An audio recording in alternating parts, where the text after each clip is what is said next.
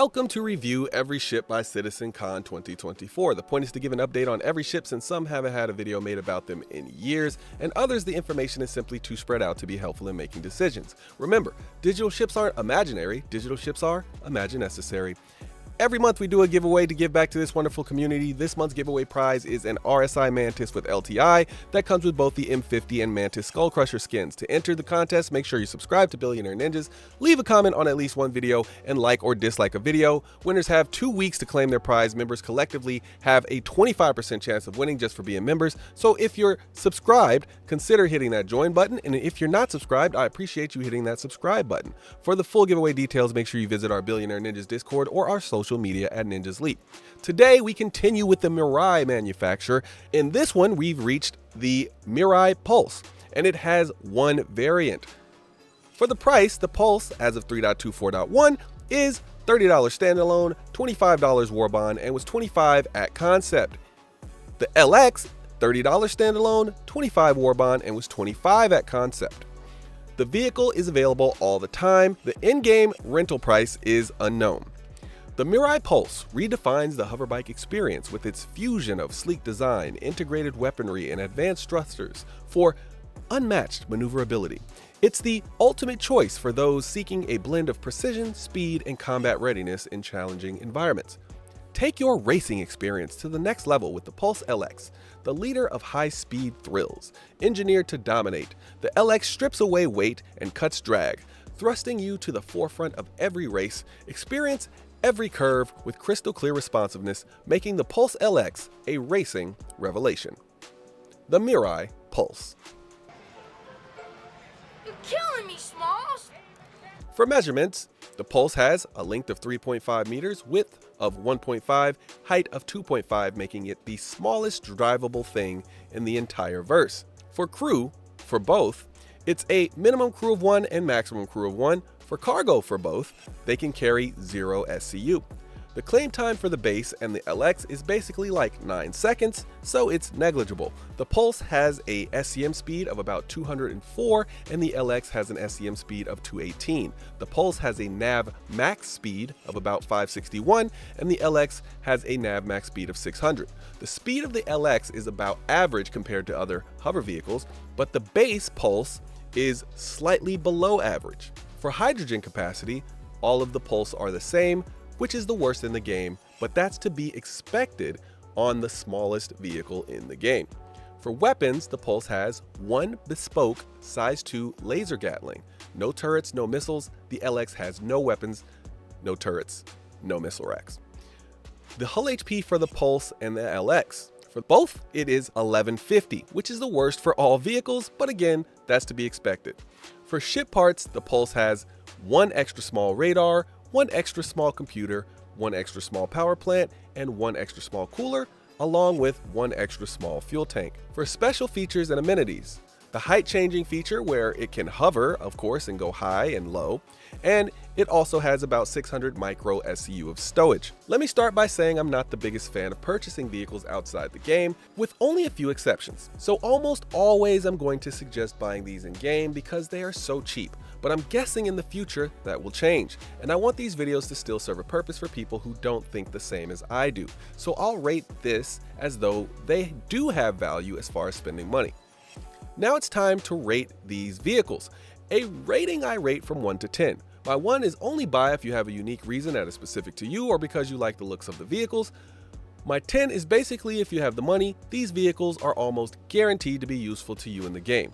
A 1 doesn't mean the vehicle is useless or ugly, and a 10 doesn't mean the vehicle is perfect. Just remember, this is just our rating. Please give us yours in the comments down below, and as always, we will join you in the comments section and comment on your comments about our comments when we comment in the comments. My rating for this ship depends on the variant, of course. The Pulse is an 8, and the LX is a 7. Let's start with what I like about these vehicles. Utility, utility, utility.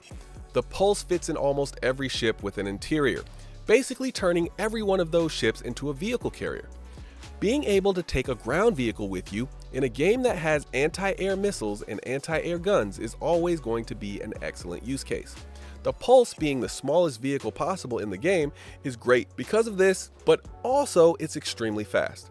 And at $25, I can't say I'm particularly upset at anyone who spent real money on it. What I like about the Pulse is that Gatling gun, which isn't a true size 2 weapon, but is enough to do some decent damage. I think of it like a 1.5 type of weapon. What I like about the LX is that speed. It is so incredibly fast. It's faster than a Cutlass Blue and very useful for traversing the planet. Now, what are the issues and how would we fix them? Well, it's hard to argue about what you get in such a cheap package, but I'll do it anyway because that's what I'm here for.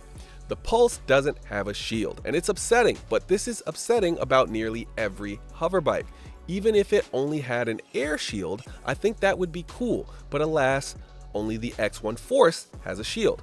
So then that makes the biggest flaw of all other hover vehicles that they are not the X1 Force.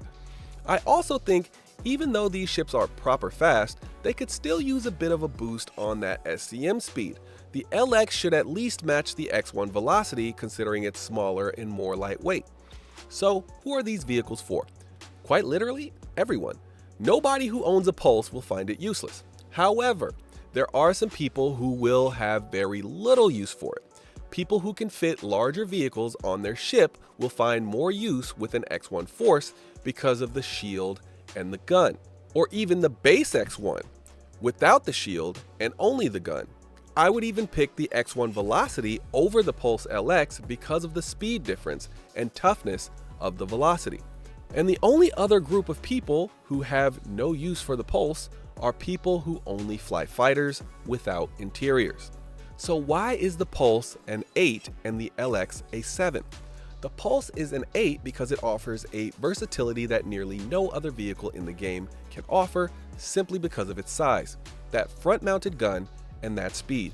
If you have a ship slower than this, you can easily park that spaceship and take one of these with you to get to your destination. These are one of the few vehicles that almost qualifies as a 10, but until hover vehicles get some love, they aren't getting a 10 from me. Hover vehicle mechanics need some serious flight rebalancing, and they basically should turn off clipping for the lower half of each of these until they figure out how to keep a tiny rock from making you explode while you're flying them. I would love to fly these around a lot more if I didn't have to risk sudden death. Another part is the turn radius needs to differ substantially between bikes. It feels too close to ship flight mechanics and it needs something a bit more unique. For example, how the Drake Mule can turn on a dime. Hover bikes need their thing that makes you reach for them instead of something like, let's say, a Tumbril Ranger when those come online.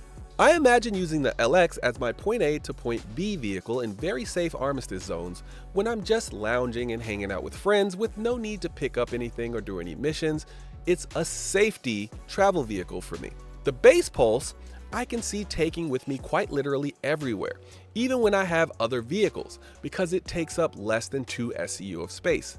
Even if I don't need it where I'm going, it's great to have something that can get you out of a tight spot and that can also fit into one where necessary.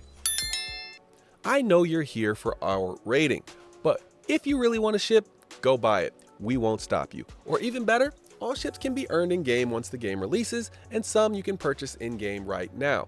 These are just our ratings, but when you spend, it's your money. My opinion, either of these is a great buy for pretty much anyone who doesn't own an X1 or who doesn't have a ship large enough to carry an X1, as long as you have a ship large enough to carry one of these. And well, at $25 and currently unavailable to purchase in-game, I can't really be upset if anyone owns one of these right now. But just know that you should melt them and earn them in-game once available in-game. All right, that is it for this one. Shout out to the members. Thanks for spending your time with us. I'll see you in the next one. Peace.